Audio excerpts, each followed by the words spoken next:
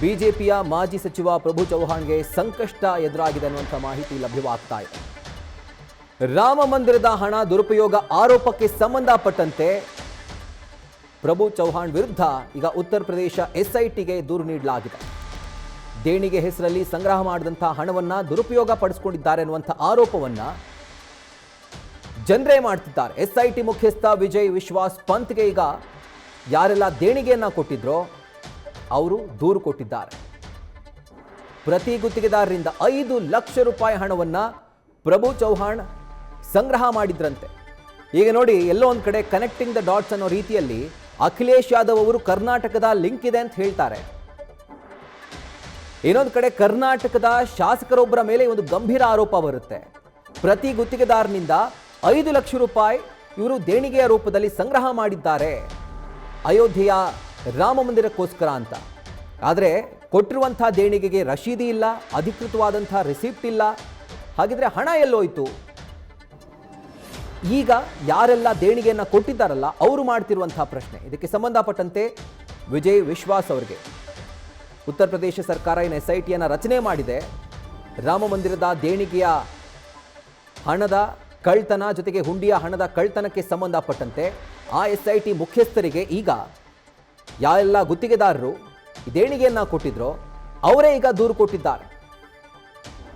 ದೇಣಿಗೆ ಅಂತ ದುಡ್ಡನ್ನು ಪಡೆದುಕೊಂಡು ತಮ್ಮ ಸ್ವಂತ ಖರ್ಚಿಗೆ ಬಳಸಿಕೊಂಡಿದ್ದಾರೆ.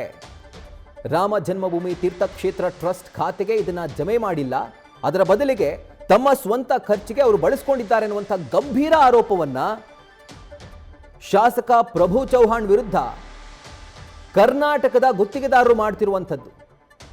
ಯಾಕಂದ್ರೆ ಪ್ರತಿ ಗುತ್ತಿಗೆದಾರರಿಂದ ಪ್ರಭು ಚೌಹಾಣ್ ಅವರು 5 ಲಕ್ಷ ರೂಪಾಯಿಯನ್ನ ದೇಣಿಗೆ ಅಂತ ಹೇಳಿ ಪಡೆದುಕೊಂಡಿದ್ರು ಅನ್ನುವಂಥ ಒಂದು ಆರೋಪ ಇದೆ. ಸ್ಥಳೀಯ ಗುತ್ತಿಗೆದಾರರು ಅಂದರೆ ಬೀದರ್ನ ಭಾಗದ ಪ್ರತಿ ಕಾಂಟ್ರಾಕ್ಟರ್ನಿಂದ 5 ಲಕ್ಷ ರೂಪಾಯಿಯನ್ನ ಸಂಗ್ರಹ ಮಾಡಿದ್ರಂತೆ. ಕೊಟ್ಟಿರುವಂಥ 5 ಲಕ್ಷ ರೂಪಾಯಿಗೆ ಒಂದು ರಿಸಿಪ್ಟ್ ಇಲ್ಲ ಅಥವಾ ಒಂದು ಅಕ್ನಾಲೆಡ್ಜ್ಮೆಂಟ್ ಇಲ್ಲ. ಹೋಗಲಿ, ಆ ದುಡ್ಡನ್ನು ತೆಗೆದುಕೊಂಡು ಹೋಗಿ ರಾಮ ಜನ್ಮಭೂಮಿ ತೀರ್ಥಕ್ಷೇತ್ರ ಟ್ರಸ್ಟ್ನ ಖಾತೆಗೆ ಜಮೆ ಮಾಡಿದ್ರ ಅದ್ರ ಬಗ್ಗೆ ಕೂಡ ಡೀಟೇಲ್ಸ್ ಇಲ್ಲ.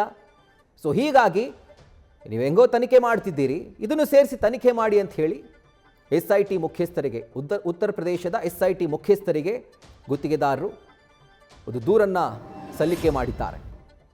ಸೊ ಈಗ ಈ ಪ್ರಕರಣ ಏನಾದರೂ ಬಿಗಿಯಾಯ್ತಾ ಹೋಯಿತು ಅಂತಾದರೆ ಶಾಸಕರಿಗೆ ಕಂಟಕ ಫಿಕ್ಸ್. ಅಷ್ಟೇ ಅಲ್ಲ, ರಾಜಕೀಯವಾಗೂ ಕೂಡ ಕೆಲವೊಂದಷ್ಟು ಮೇಲಾಟಗಳಿಗೆ ಈ ಒಂದು ಪ್ರಕರಣ ಕಾರಣವಾಗಬಹುದು. ಒಂದು ಕಡೆ ರಾಮ ಜನ್ಮಭೂಮಿ ತೀರ್ಥಕ್ಷೇತ್ರ ಟ್ರಸ್ಟ್ನ ಖಾತೆಗೆ ಹಣವನ್ನು ಜಮೆ ಮಾಡಿಲ್ಲ ಅನ್ನುವಂಥದ್ದು, ಅದರ ಜೊತೆಗೆ ಏನು ದೇಣಿಗೆಯ ರೂಪದಲ್ಲಿ ಸಂಗ್ರಹ ಮಾಡಿದ್ರಲ್ಲ 5 ಲಕ್ಷ ರೂಪಾಯಿ ಪ್ರತಿ ಕಾಂಟ್ರಾಕ್ಟರ್ನಿಂದ, ಅದಕ್ಕೆ ಸರಿಯಾದಂಥ ಒಂದು ರಶೀದಿ ಇಲ್ಲ, ಅಕ್ನಾಲೆಡ್ಜ್ಮೆಂಟ್ ಇಲ್ಲ, ಎಂಥದ್ದು ಇಲ್ಲ. ಹಾಗಿದ್ರೆ ಹಣ ಎಲ್ಲೋಯ್ತು ಅನ್ನುವಂಥದ್ದು ಹಣ ಕೊಟ್ಟವರ ಪ್ರಶ್ನೆ. ಇದಕ್ಕೆ ಶಾಸಕ ಪ್ರಭು ಚೌಹಾಣ್ ಉತ್ತರ ಕೊಡಲೇಬೇಕು. ಅಕಸ್ಮಾತ್ ಅವರು ಕಲೆಕ್ಟ್ ಮಾಡಿದ್ದು ನಿಜ ಆಗಿದ್ದೇ ಆದಲ್ಲಿ ಅದಕ್ಕೆ ಅವರು ಸರಿಯಾದಂಥ ಉತ್ತರ ಕೊಡಲೇಬೇಕು. ಯಾವ ರೀತಿಯಾದಂಥ ಪ್ರತಿಕ್ರಿಯೆ ಕೊಡ್ತಾರೆ ಕಾದ್ ನೋಡಬೇಕು. ಬಟ್ ಈಗ ಸದ್ಯಕ್ಕೆ ಉತ್ತರ ಪ್ರದೇಶದ ಎಸ್ಐಟಿ ಮುಖ್ಯಸ್ಥ ವಿಜಯ್ ವಿಶ್ವಾಸ್ ಅವರಿಗೆ ಈಗ ದೂರು ದಾಖಲಾಗಿದೆ.